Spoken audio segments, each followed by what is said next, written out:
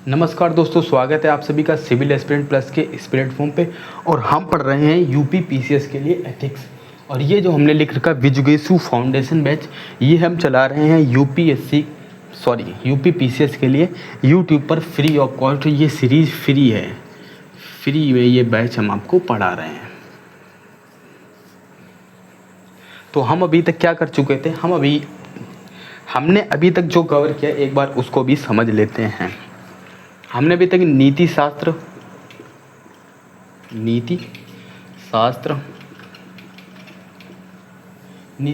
को कवर किया, यानी यूनिट 1। इसमें हमने देखा नीति शास्त्र क्या है, नीति शास्त्र के चार तत्व, नीति शास्त्र के निर्धारक कारक, नीति शास्त्र और नैतिकता के मध्य अंतर। और उसके बाद हमने देखा, मतलब हमने यूनिट 1 पूरी ही कंप्लीट कर ली। इसमें नीति शास्त्र के निर्धारक तत्व, नीति शास्त्र एवं नैतिकता के मध्य अंतर, और साथ में हमने देखा नीति शास्त्र के बाद हमने देखा चैप्टर 2 में मूल्य। उसके बाद हमने देखा चैप्टर 3 में अभिवृत्ति को। और अब हम देख रहे हैं चैप्टर 4 में आ गए हैं, नहीं अभी चैप्टर 3 में ही हम चल रहे हैं। अभिवृत्ति का जो अंतिम चरण है ये अनुनय और धारणा, इसके कॉन्सेप्ट को समझ लें, इसके बाद ये चैप्टर कंप्लीट हो जाएगा। उसके बाद हम चैप्टर 4 में शिफ्ट होंगे। तो अभी तक हमने कौन कौन से चैप्टर कर लिए। चैप्टर 1 जिसमें नीति शास्त्र के बारे में पूरी जानकारी दी गई है, ठीक है। उसके बाद चैप्टर 2, ये कौन सा, ये है चैप्टर 1, और ये है चैप्टर 2 और चैप्टर 3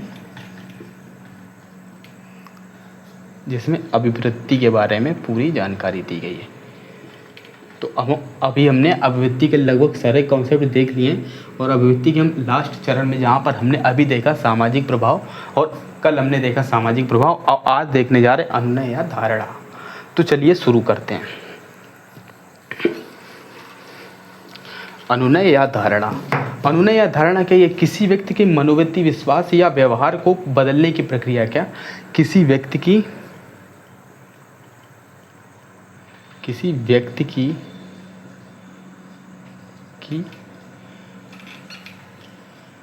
मनोवृत्ति, किसी व्यक्ति की मनोवृत्ति या किसी व्यक्ति की मनोवृत्ति, विश्वास या व्यवहार को बदलने की प्रक्रिया है। क्या, मनोवृत्ति,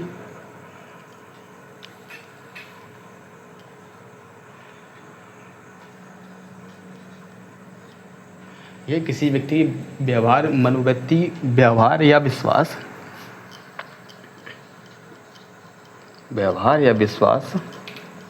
को बदलने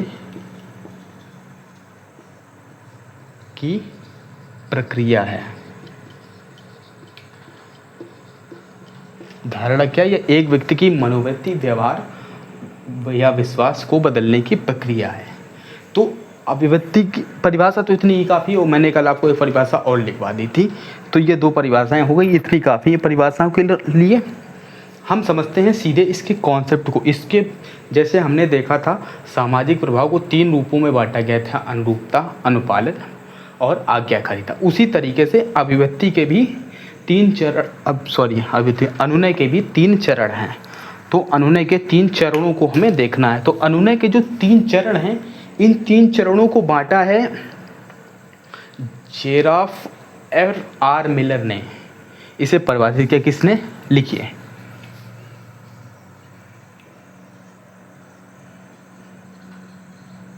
जेराफ आर मिलर ने।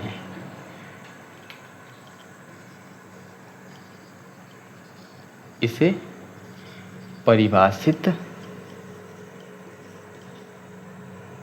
किया है। धारणा को जेराल्ड था, जेराफ नहीं, जेराल्ड होगा। जेराल्ड आर मिलन ने इसे परिभाषित किया, किसको, अनुनय या धारणा को। और इसके 3 चरण होते हैं, अनुनय या धारणा के 3 चरण होते हैं। तो लिखिए यहाँ पर, इसके 3 चरण होते हैं। इसके 3 चरण होते हैं। तो एक एक करके चरणों को हम देखते हैं और उसी से हमारा कौन समझ में आ जाएगा कि क्या क्या इसके अंदर होता है। तो यहाँ पर लिखिए, यहाँ पर लिखिए प्रथम चरण जो है वो प्रेरक या कंडीशनिंग। यहाँ पर लिखिए प्रथम चरण, प्रथम चरण में क्या होता है, ये प्रेरक या कंडीशनिंग, कंडीशनिंग। प्रथम चरण जो है ये प्रेरक या कंडीशनिंग का है। तो इस चरण में क्या होता है, यह चरण तब होता है जब कोई व्यक्ति समय के साथ बार बार एक संदेश के संपर्क में आता है। कब होता है, यह चरण तब होता है जब एक व्यक्ति, लिखिए यहाँ पर, यह तब होता है जब एक व्यक्ति, यह तब होता है जब एक व्यक्ति, एक की जगह कोई भी व्यक्ति लिख दिए, एक क्यों होगा, कोई भी व्यक्ति, जब कोई भी व्यक्ति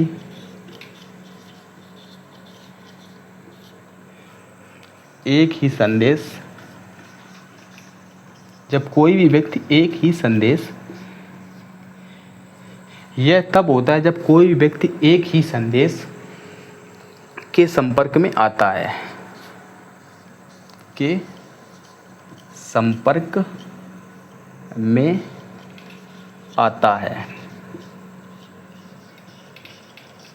यह तब होता है जब कोई व्यक्ति एक ही संदेश के संपर्क में आता है, एक ही कहें या एक संदेश के संपर्क में आता है, जब तक कि वे इसके, लिखिए यहाँ पर, जब तक कि वे इसके, जब तक कि वे इसके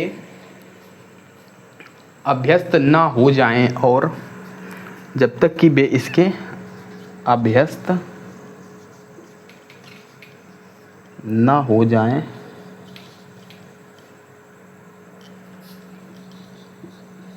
जब तक वे इसके अभ्यस्त ना हो जाएं और इसे सामान्य रूप में, और इसे सामान्य रूप में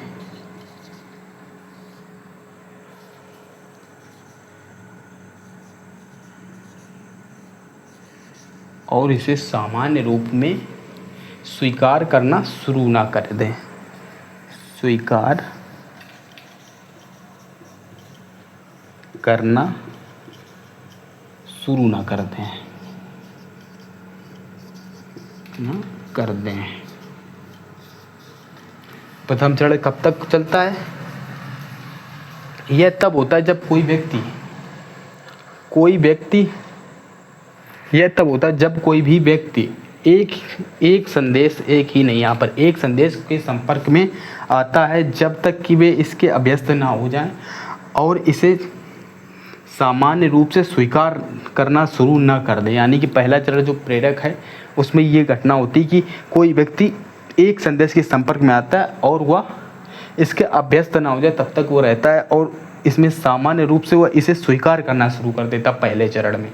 तो दूसरे चरण में इसके बाद, पहले चरण में तो यहाँ पर स्वीकार करना शुरू कर, दूसरे चरण में क्या होता है, तो पहला चरण तुमने देखा क्या, एक संदेश उसको मिला, वह व्यक्ति उसका अभ्यस्त ना हो जाए तब तक वो संदेश उसको मिलता रहा, और उसके बाद इसने सामान्य रूप से इसे स्वीकार कर लिया। पहले चरण में ये हुआ। अब दूसरे चरण में क्या होता है, दूसरा चरण लिखते हैं।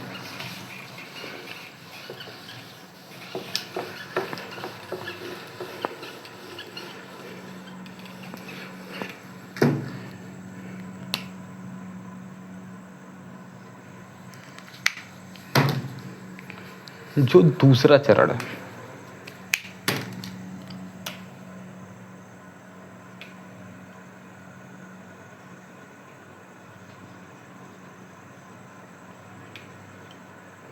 जो दूसरा चरण है, दूसरा चरण क्या है, अनुरूप के केंद्रीय मार्ग, अनुरूप का केंद्रीय कार्य का केंद्रीय कार्य। दूसरा जो चरण है वो अनुरूप का केंद्रीय कार्य तब होता है, लिखना शुरू कीजिए। यह तब होता है,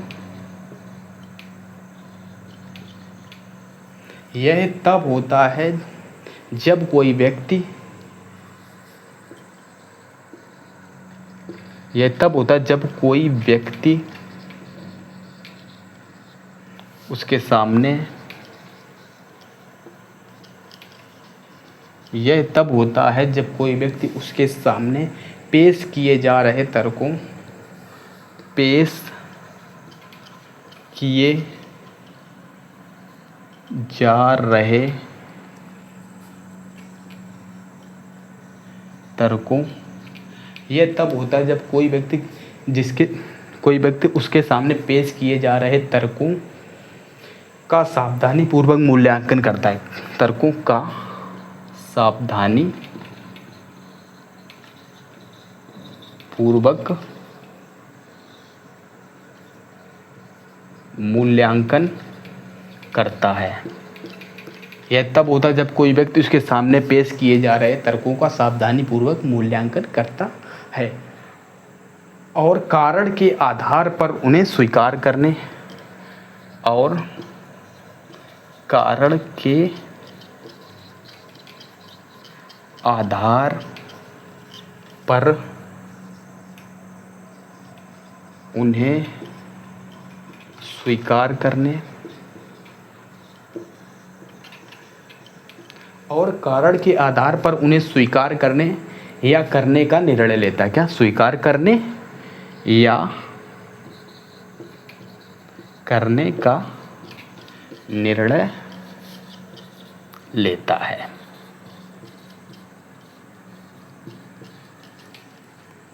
यानी कि पहले चरण में क्या हुआ था, उसके सामने कोई व्यक्ति आ रहा था, उसे एक संदेश मिल रहा था, वो उस संदेश को स्वीकार कर ले रहा था, ठीक है। परंतु दूसरे चरण में क्या हो रहा है, वो सावधानी पूर्वक मूल्यांकन करने के बाद उसको कारण, यानी कि लॉजिकल बेस पर उसे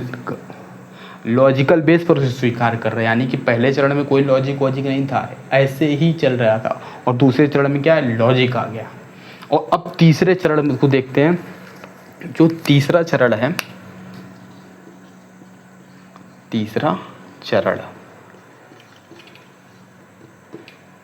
जो तीसरा चरण है ये है अनुभव के लिए परिधि मार्ग। क्या? अनुभव के लिए परिधि मार्ग।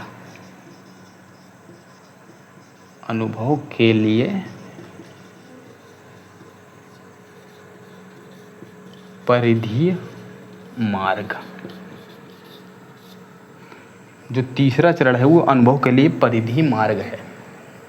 तो इस चरण में क्या होता है, इस चरण को देखते हैं। इस चरण में जो ये चरण है यह तब होता है, लिखिए, यह तब होता है, यह चरण तब होता है जब व्यक्ति केवल तर्क कुछ पहलुओं पर, जब व्यक्ति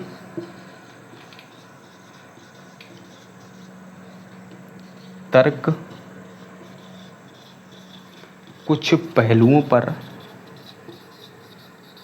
जब व्यक्ति तर्क कुछ पहलुओं पर, यह तब होता है जब व्यक्ति कुछ तर्क पहलुओं पर ध्यान देता है, कुछ पहलुओं पर, तर्क कुछ पहलुओं पर ध्यान देता है।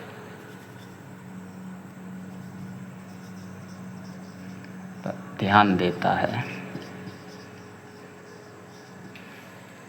तर्क पहलुओं पर ध्यान देता है, या शायद वाक्य में सिर्फ एक शब्द है, या शायद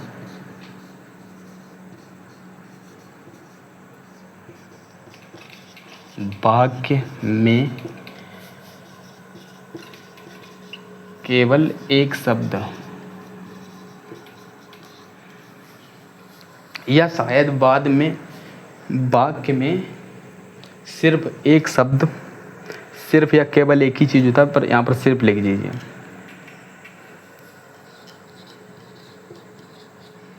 सिर्फ एक शब्द जो कहा जा रहा है उसे बिना सोचे, एक शब्द जो कहा जा रहा है, जो कहा जा रहा है उसे बिना सोचे, जो शब्द कहा जा रहा है उसे बिना सोचे इसे स्वीकार कर लेता है, बिना सोचे इसे स्वीकार कर लेता है।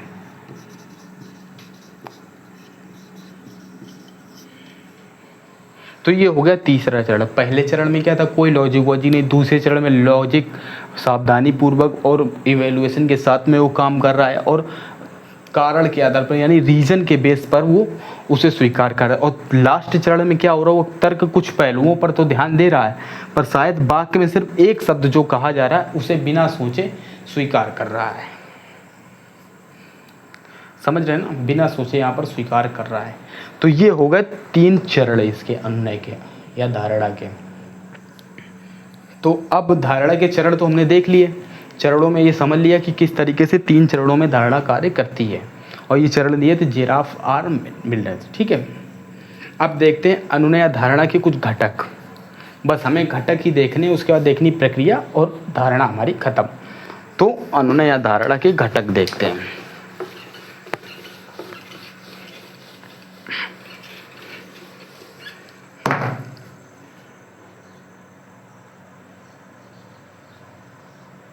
अनुनय या धारणा, एग्जाम में आप दोनों मत लिख दीजिएगा, जैसे मैं ये लिख दे रहा हूँ यहाँ, तो मैं लिख दे रहा हूँ कि दोनों का मतलब एक ही है। आप एक कोई शब्द यूज कीजिएगा, दोनों मत एक साथ यूज कीजिए, क्या फालतू। एक ही चीज़ में काम आपका चल सकता है। अनुनय धारणा के घटक, आंसर राइटिंग में ये चीज़ें समझ के काम करना है। तो इसमें क्या घटक हैं, इसमें कुछ जैसे कि स्रोत, संदेश, चैनल और प्राप्तकर्ता। इसके जो घटक हैं वो हैं स्रोत, संदेश, चैनल व प्राप्तकर्ता।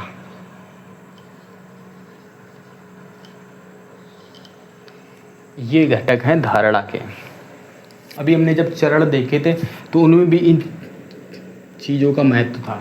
इन्हीं के आधार पर चरणों में देखा जा रहा था कि पहले संदेश मिलता था तो उसी संदेश को किस आधार पर तीनों चरणों में अलग अलग बेस पर उसने संदेश का मूल्यांकन किया। पहले चरण में मूल्यांकन नहीं किया, अंतिम चरण में मूल्यांकन किया परंतु पूर्ण मूल्यांकन नहीं किया। ये हमने देखा चैनल व प्राप्तकर्ता, ये चरण हैं। तो स्रोत क्या है, इसको नहीं लिखेंगे, ये स्रोत, चैनल, माल, इनको मैं यूं ही बता देता हूँ कि स्रोत क्या है। एक व्यक्ति या वस्तु जो अनुनय कर रहा है, उदाहरण के लिए परिवार नियोजन अभियान स्रोत हो सकता है।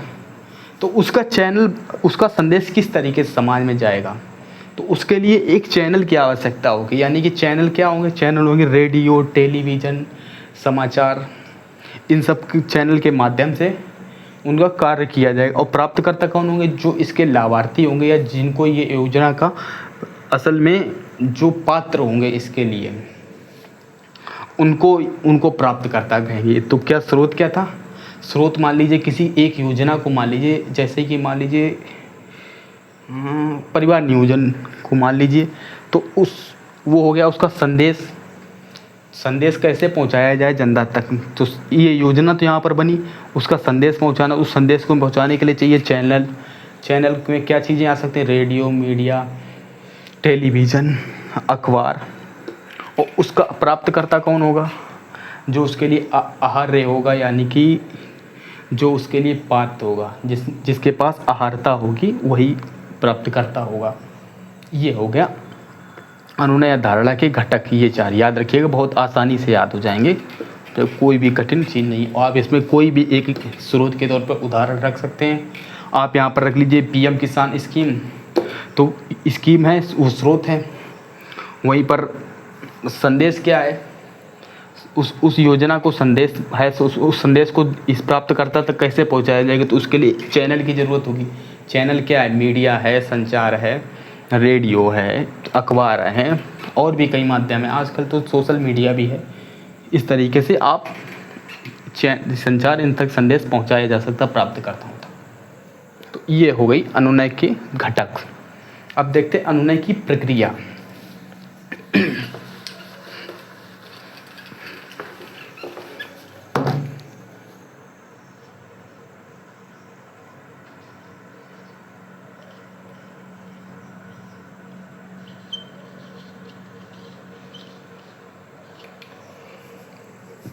तो अनुनय की प्रक्रिया क्या है? अनुनय की प्रक्रिया लगातार चरणों में एक श्रृंखला में शामिल होती है। क्या? अनुनय की प्रक्रिया लगातार एक श्रृंखला में शामिल होती है। इस सामाजिक प्रभाव और अनुनय या धारणा में दोनों में है। तो अनुनय की प्रक्रिया जो है, इसको इस तरीके से समझ सकते हैं, ये जो प्रक्रिया है लगातार चरणों में एक श्रृंखला में शामिल होती है। क्या? अनुनय की प्रक्रिया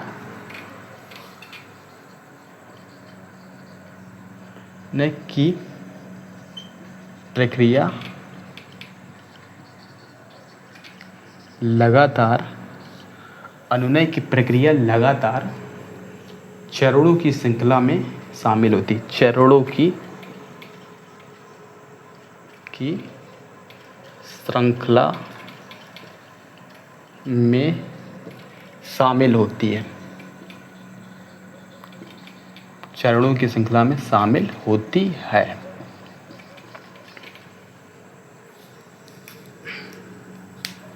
जैसे इसके उदाहरण में ऐसे समझिए, सामाजिक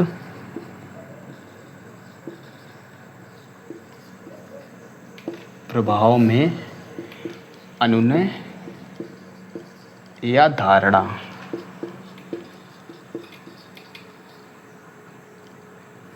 तो सामाजिक प्रभाव में अनुनय या धारणा कैसे महत्वपूर्ण है? मान लीजिए समाज की कोई एक परंपरा या प्रथा है, तो क्या है वो स्रोत है, वो परंपरा या प्रथा, उसका संदेश समाज तक कैसे पहुंचेगा? उसके लिए चैनल की आवश्यकता है। प्राप्तकर्ता कौन है? समाज है। यानी कि अनुनय या धारणा सामाजिक प्रभाव में भी एक हो सकती है, कारक हो सकती है। इस तरीके से ये है, अनुनय की प्रक्रिया है, यानी कि सामाजिक प्रभाव से भी अंतर्निहित या जुड़ी हुई है। तो हम देख लेते हैं इनके बीच संबंध क्या, अनुनय धारणा या सामाजिक प्रक्रिया के बीच संबंध क्या है। उससे पहले हम डस्टर कहाँ रखा हुआ है,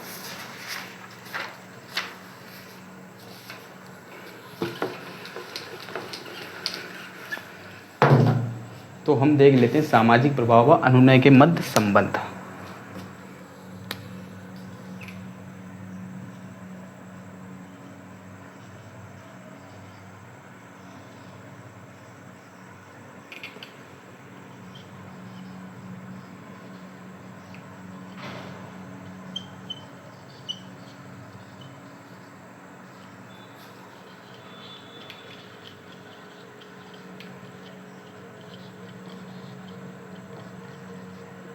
सामाजिक प्रभाव व अनुनय के मध्य संबंध। तो इसको इस तरीके से समझ सकते हैं, सामाजिक प्रभाव व अनुनय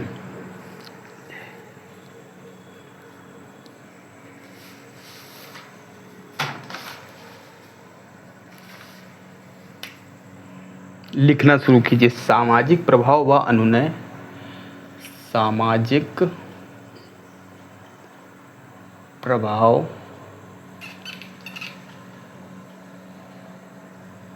सामाजिक प्रभाव व अनुनयन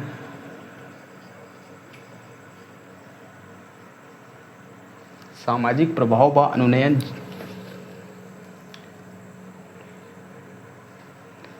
अनुनयन जाति प्रथा पितृसत्ता। सामाजिक प्रभाव व अनुनयन जाति प्रथा पितृसत्ता, जलवायु परिवर्तन,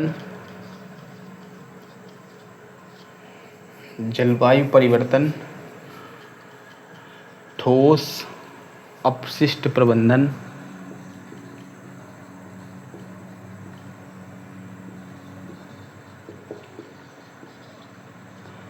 ठोस अपशिष्ट प्रबंधन जैसी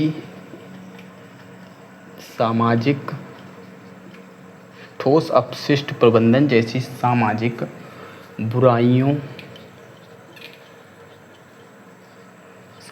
बुराइयों को सुलझाने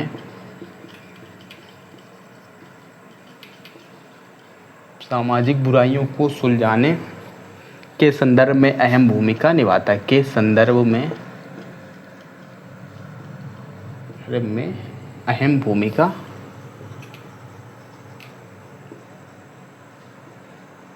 भूमिका निभाता है।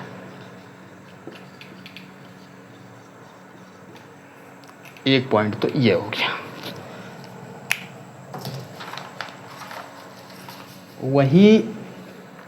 वही इसको ऐसे समझिए, नकारात्मक अभिव्यक्तियों में बदलाव के लिए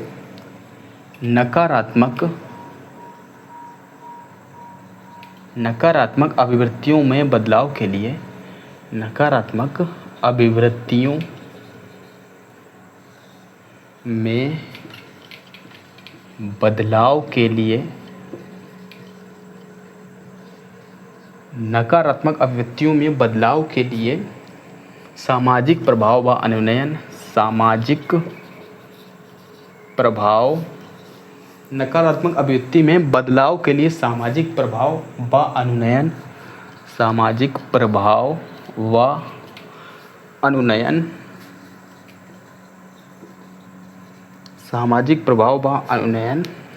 महत्वपूर्ण है। सामाजिक प्रभाव व अनुनयन महत्वपूर्ण है, जिनमें मशहूर कलाकारों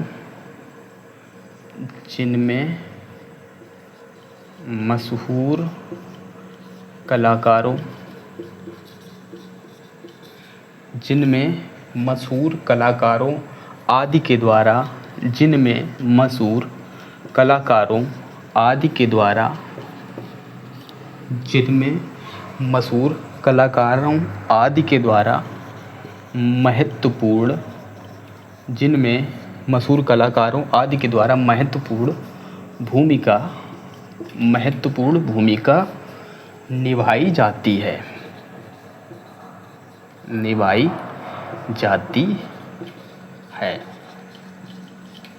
सामाजिक प्रभाव व अनुनयन के मध्य संबंध क्या है?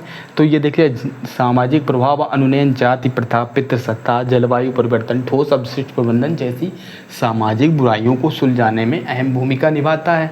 वहीं नकारात्मक अभिव्यक्तियों के बदलाव के लिए सामाजिक प्रभाव व अनुनयन महत्वपूर्ण है, जिसमें मशहूर कलाकारों आदि के द्वारा महत्वपूर्ण भूमिका निभाई जाती है। अब इसका उदाहरण भी हम देख लेते हैं। इसके उदाहरण में हम देख सकते हैं, जैसे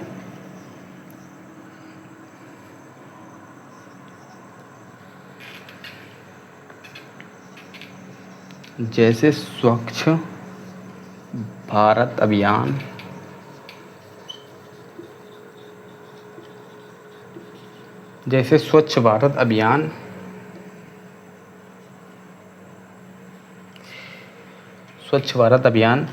विद्या बालन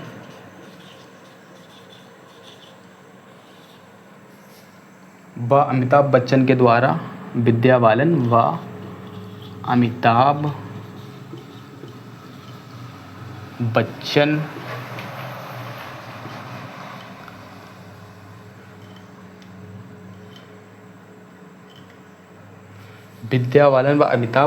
द्वारा दरवाजा बंद अभियान।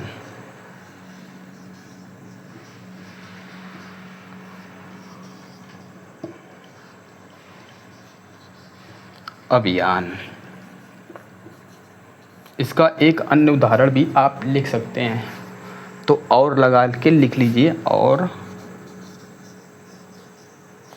Toilet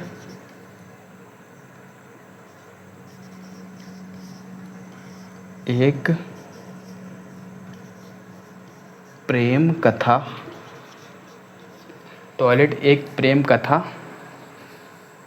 film.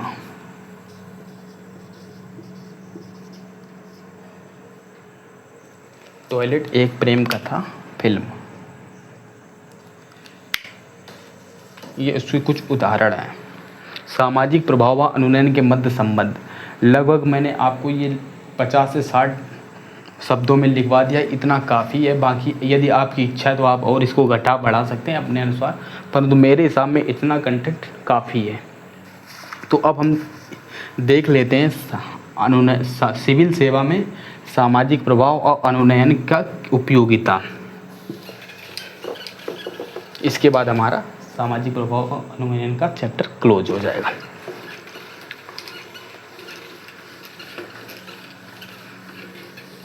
तो हेडिंग डालिए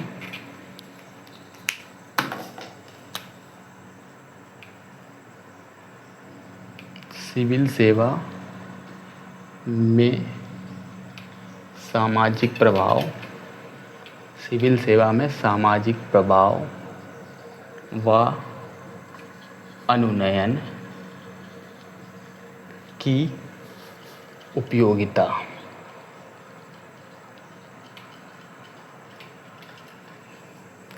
हमारी लास्ट हेडिंग है, यूनिट अभिव्यक्ति चैप्टर की लास्ट हेडिंग है ये, सामाजिक प्रभाव व अनुनयन की उपयोगिता। तो इसमें देखिए सरकारी योजनाओं का प्रभावी क्रियान्वयन के लिए इसकी योजनाओं से पहला पॉइंट लिखिए, सरकारी योजनाओं के प्रभावी क्रियान्वयन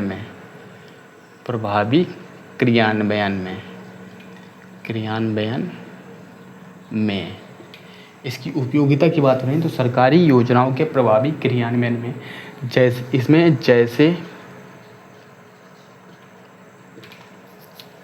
जैसे कि उदाहरण लिखिए, जैसे मत लिखिए, नीचे से लिखिए, उदाहरण बेटी बचाओ बेटी पढ़ाओ, बेटी बचाओ बेटी पढ़ाओ योजना। मान ली उदाहरण बेटी बचाओ बेटी पढ़ाओ, स्वच्छ भारत अभियान,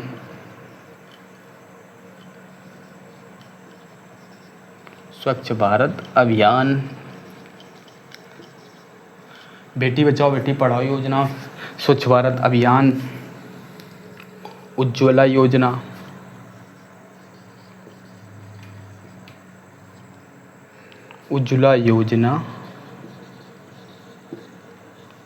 आदि विज्ञापन संचार, उज्ज्वला योजना आदि विज्ञापन संचार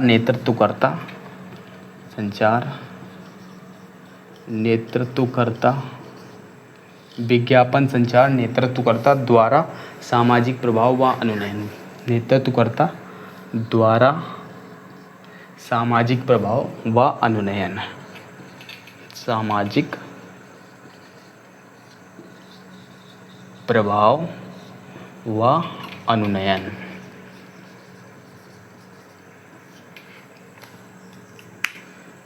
वही ये तो एक हो गया उदाहरण। दूसरा उदाहरण और देख लेते हैं इसके उपयोगिता, नैतिक अनुबंधन।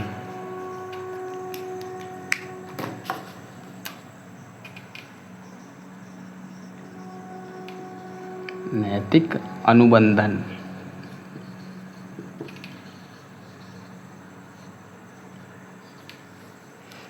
अनुबंधन में जैसे कि इन्हीं योजनाओं को, जैसे बेटी बचाओ बेटी पढ़ाओ में सेल्फी अभियान, जैसे पेन की इंक खत्म हो गई, बेटी बचाओ बेटी पढ़ाओ में सेल्फी अभियान,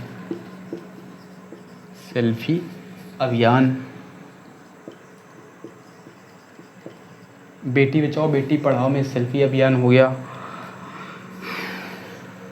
उसी तरीके से तीसरा पॉइंट लिखिए, अच्छे व्यवहार को प्रोत्साहन,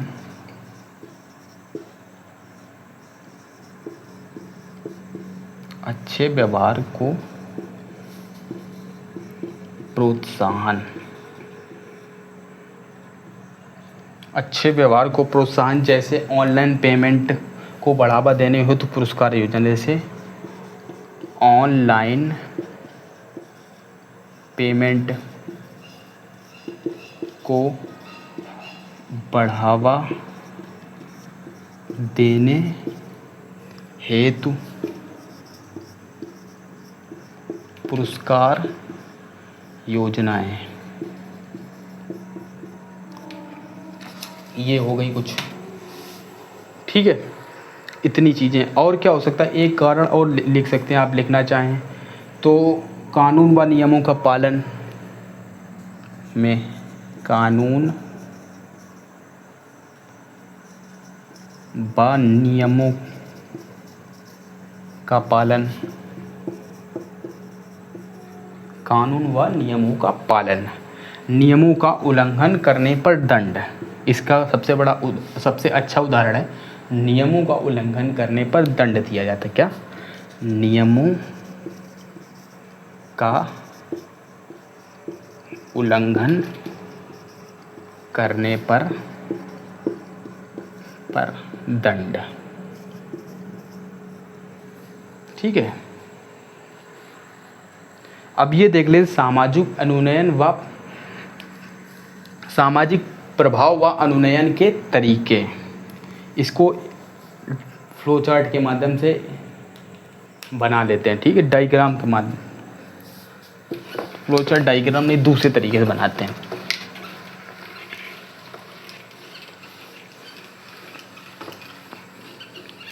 इससे पहले यदि किसी का कोई डाउट हो तो वो बता दे, नहीं तो फिर हम लिखते हैं, इसको भी करते हैं।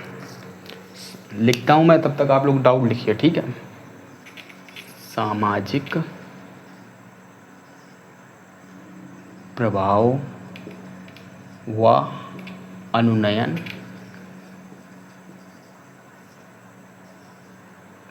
के तरीके। सामाजिक प्रभाव व अनुनयन के तरीके, इनको मैं अभी लिखवाता हूँ, मुझे सिर्फ 2 मिनट का ब्रेक दीजिए। और कोई डाउट है तो आप कमेंट अभी लिखिए, मैं देख लेता हूँ आके, उस पहले कमेंट देखूँगा, उसके बाद चालू करूँगा, ठीक है।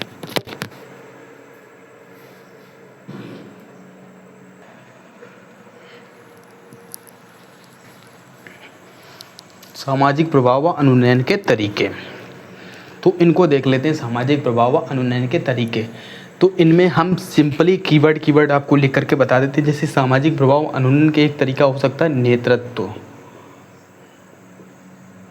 नेतृत्व क्षमता, रोल मॉडल व प्रेरणादायक व्यक्तित्व। नेतृत्व क्षमता, रोल मॉडल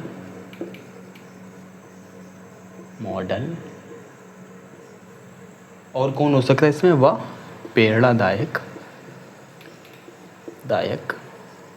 व्यक्तित्व। एक तरीका तो ये है सामाजिक प्रभाव व अनुनयन का। दूसरा तरीका के कार्य में अनुशासन व दक्षता।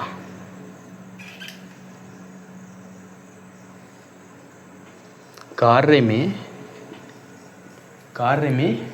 अनुशासन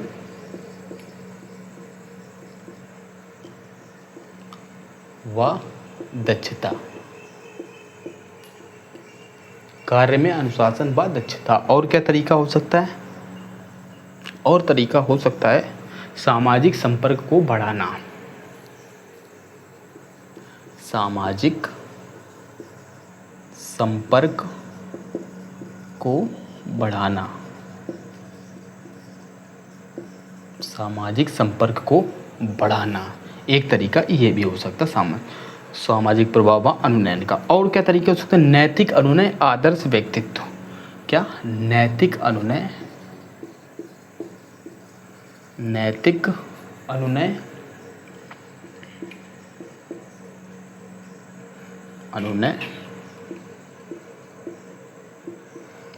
आदर्श व्यक्तित्व। नैतिक अनुनय, आदर्श व्यक्तित्व। और क्या तरीके हो सकते हैं? और तरीके हो सकते हैं भावनात्मक बुद्धिमत्ता, इमोशनल इंटेलिजेंस, भावनात्मक बुद्धिमत्ता।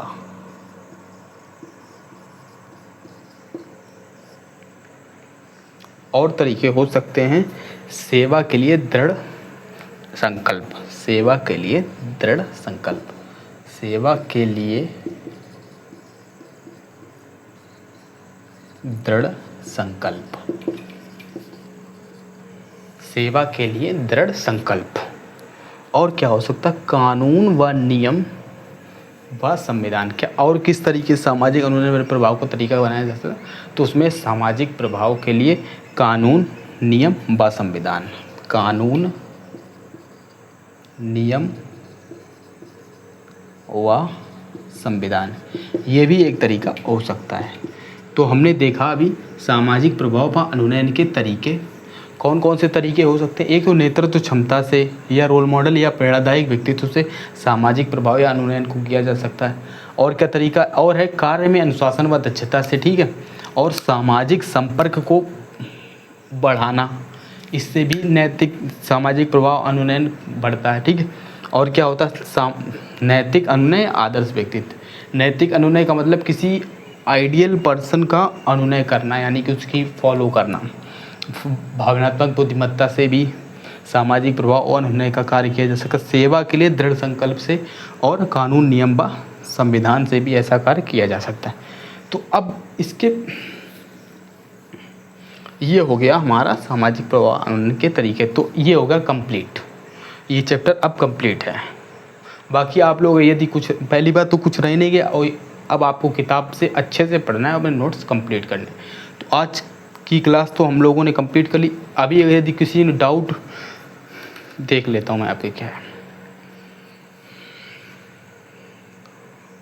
हाँ हाँ, वो आपने भेजा था ना, मैंने करके भेज दिया आपको, ठीक है। एक्चुअली 2 दिन से क्या हो रहा है ना, क्लास का ड्यूरेशन कम हो रहा है, वो मुझे भी पता है ड्यूरेशन कम हो रहा है।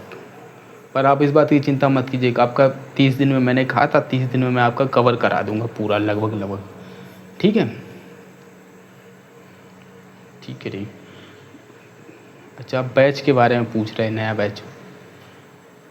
बैच में कल या 1 जुलाई को मैं अनाउंस करूंगा, तभी मैं आपको बताऊंगा कि नए बैच में के फीचर क्या है और उसमें क्या क्या चीज़ें आपको पढ़ाई जाएंगी। और पहली बात, वो बैच रहेगा केवल आप फाउंडेशन वाले स्टूडेंट वहाँ मत जुड़िएगा।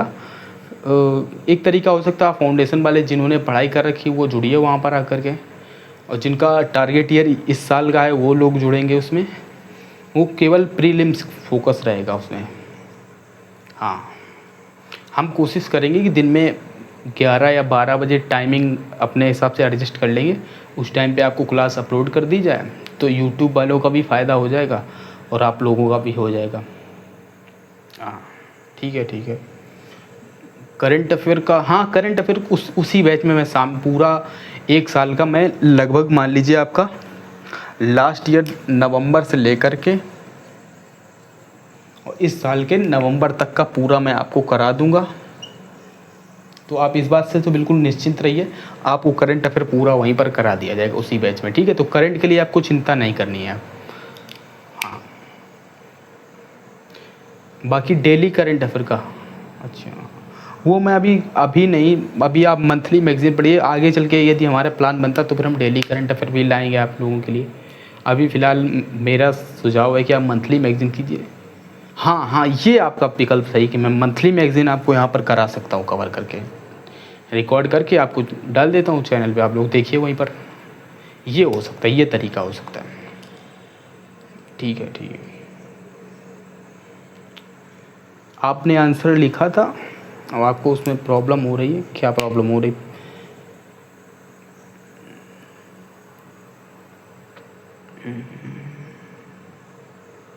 अच्छा, आप लिख ही नहीं, आप कोशिश कर रहे हैं, आपके मन आइडिया नहीं बन रहा है। पहली बार ऐसा ही होगा ना, जब पहली बार कोई चीज़ करने जाते हो आप, तो आपका दिमाग उस चीज़ के लिए अप्लाई नहीं करता, उस चीज़ को स्वीकार नहीं करता। आप 1 बार 2 बार अपने माइंड को उस टफ सिचुएशन में डालिए जहाँ पर आप कुछ भी लिखिए जो आपके दिमाग में आ जाए उस टॉपिक के रिलेटेड, ठीक है। क्वेश्चन आपको, हाँ क्वेश्चन सॉरी 1-2 दिन से नहीं हो अपलोड रहा, क्वेश्चन आपको आज से मिलना शुरू हो जाएगा। एक तो मैं क्वेश्चन दे भी देता हूँ, आंसर तो मुझे लिख के कोई भेजता नहीं ना, ये भी तो प्रॉब्लम है। कोई 2 लोग सिर्फ भेज रहे हैं, ठीक है ठीक है,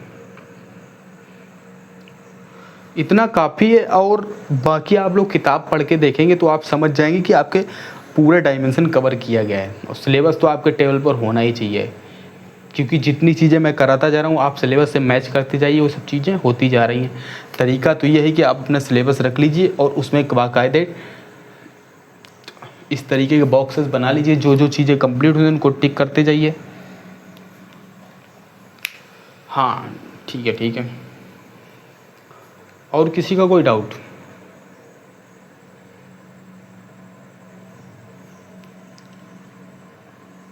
एक काम करता हूँ मैं, करंट अफेयर के जो नोट्स जो आप पूछ रहे हैं कि मंथली मैगजीन के नोट्स कैसे बनाए जाएं, उनके लिए यूट्यूब पर मैं एक वीडियो बना देता हूँ। तरीका क्या है नोट्स बनाने का तरीका, मैं आप सिर्फ आज आपको नोट्स बनाने का तरीका बताता हूँ। ये तो आप लोगों ने लिख लिया, इसको हटा देता हूँ।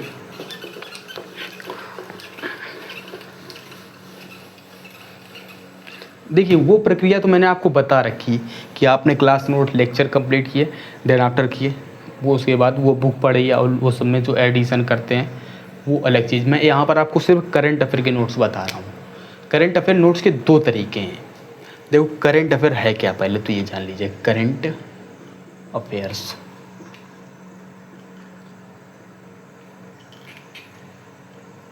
तो करंट अफेयर है क्या? करंट अफेयर के 3 डायमेंशन है। करंट अफेयर को 3 डायमेंशन में बांटा जा सकता है। करंट का एक पार्ट वो होता है स्टैटिक पार्ट, दूसरा डायनेमिक, और ये यहाँ पर 1 लाइनर रख लीजिए। तो स्टैटिक पार्ट कौन सा? स्टैटिक पार्ट वो है जो स्टैटिक इन न्यूज़ हो। स्टैटिक पार्ट कोई ऐसा, मान लीजिए संविधान का कोई ऐसा प्रावधान, बेसिक स्ट्रक्चर या इस तरीके के कॉन्सेप्ट जैसे जो न्यूज़ में आ गए, स्टैटिक इन न्यूज़, ठीक है। डायनेमिक क्या है? जो नई चीज़ें कुछ ऐड हुई हों, तो क्या न्यू एडिशन, न्यू एडिशन, इसको डायनेमिक सेक्शन तक रख लीजिए। और ये 1 लाइनर क्या होता है? ये स्टैटिक डायनेमिक दोनों का हो सकता है, तो इसको एक अलग मिसलेनियस में आप इसको रख लीजिए, मिसलेनियस में, ठीक है। तो ये 3 तरीके हैं। तो अब नोट्स बनाने का तरीका भी अलग है। जो स्टैटिक इन न्यूज़ वाली न्यूज़ है ना, तो आपने जैसे कि नोट्स बनाए, मान लीजिए आपने पॉलिटी का एक नोट्स बनाया यहाँ पर बेसिक स्ट्रक्चर का, ठीक है। आपके ये बेसिक स्ट्रक्चर 2 पेज में आपने इसको कंप्लीट कर लिया। तो पहली बात तो मैंने आपको तरीका बता रखा है कि आप नोटबुक इस तरीके की नोटबुक में, जिसमें स्पाइरल वाला होता है, उस तरीके के नोटबुक यूज कीजिए। और इसका फ़ायदा क्या है, इसको आप यहाँ से हटाएंगे, आपका ये पेज हट जाएगा, इसमें आप नए पेज भी ऐड कर सकते हैं। तो मान लीजिए क्या किया आपने, मान लीजिए आपने इस पेज में बेसिक स्ट्रक्चर के बारे में पूरा लिखा और आपका 2 पेज में लगभग, यानी कि 1 पेज आगे 1 पेज पीछे, 2 पेज में आपका बेसिक स्ट्रक्चर हो गया। तो अब बेसिक स्ट्रक्चर के पीछे 1 पेज आपको छोड़ देना है। अब क्या होगा, जब आपका कोई static in news, basic structure का कोई पार्ट न्यूज़ में आता है, तो न्यूज़ जब आप उसको पढ़ रहे होंगे न्यूज़ में, तो आप उसको ये देखिएगा स्टैटिक इन न्यूज़ में कोई चीज़ ऐड तो नहीं हुई है। यदि ऐड हुई है तो आपको अपने नोट्स में ऐड करनी है, नहीं तो आपको नोट्स में ऐड नहीं करनी है, ठीक है। तरीका ये है। वही ये जो न्यू एडिशन वाला है, इसको जब आप पढ़ रहे हैं तो अगर ये पुराने पार्ट से बिल्कुल रिलेट नहीं कर रहा, पहली बात तो मैक्सिमम मान लीजिए 80% ये हिस्सा होता है और 15 to 60% ये वाला होता है, ये 4 से 5% ही होता है। यानी कि ये वाला पार्ट सबसे ज़्यादा है, तो सबसे ज़्यादा है तो इसका मतलब आपको सिर्फ एक बार रिवीजन करना है और आप समझ जाएंगे कि कौन से पार्ट महत्वपूर्ण है, ठीक है। और सब्जेक्ट वाइज देखेंगे तो कुछ इंपॉर्टेंट टॉपिक्स अलग निकल आते हैं, उनके बारे में अलग से बात हो जाएगी। तो यहाँ बात की ये इस 80% जो हमारा भाग रहता है वो स्टैटिक का रहता है करंट अफेयर में। कोई चीज़ न्यूज़ में आ गई जो पहले से हो है, तो ये तरीका है नोट्स बनाने का। तो और इनके लिए क्या करना होगा, इनके लिए आप या तो स्पाइरल वाली बुक रखिए या ले आइए A4 शीट। मान लीजिए A4 शीट लिया आपने, एक A4 शीट ली, उसमें आपने लिखा GS पेपर 1, GS 1 लिख लिया। अब इस A4 शीट के पीछे जितने भी टॉपिक आप ऐड करेंगे वो GS 1 के ही ऐड करें, और दूसरा एक सेक्शन बना लीजिए, 2-3 फाइलें रख लीजिए और उनमें अलग अलग GS paper 1, GS paper 2, GS paper 3, GS paper 4 के बना लीजिए। और यदि इसमें आप सेपरेशन करना चाहें तो आप ऐसा कर लीजिए, इंटरनेशनल रिलेशन के अलग बना लीजिए, पॉलिटी के अलग बना लीजिए, इन्वायरमेंट इकोनॉमी के अलग इन्वायरमेंट इकोलॉजी के अलग बना लीजिए, इकोनॉमी के अलग बना लीजिए। तो आप जितना डिवाइड करना चाहें उतना डिवाइड कर सकते हैं, और चाहें तो एक GS के पेपर पे अकॉर्डिंग रख लीजिए। सबसे कम एथिक्स में तो कुछ ऐड होता ही नहीं, ज़्यादा एथिक्स तो लगभग पूरा स्टैटिक ही है। सबसे ज़्यादा अगर अपडेट होता है कहीं तो GS पेपर 2-3 में होता है। ठीक है, तो ये इतना ये कीजिए आप लोग। और नोट्स बनाने का तरीका तो आपको पता ही है, मैंने आपको तरीका सबसे आसान तरीका यही है किसी भी चीज़ का। और एथिक्स में तो कुछ ज़्यादा ऐड भी नहीं करना है, तो इसलिए एथिक्स के नोट्स तो आप जैसे बना रहे हो वैसे बनाते चलिए। ये मैंने आपको करंट अफेयर से रिलेटेड चीज़ें बता दी। ठीक है, इतना कीजिए। बाकी और कोई सी का कोई डाउट हो तो लिखिए, मैं देख लेता हूँ अभी, नहीं तो फिर क्लास बंद करते हैं।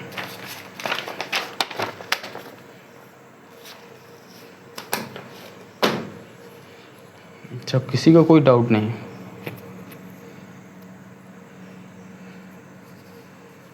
ठीक है, ठीक है।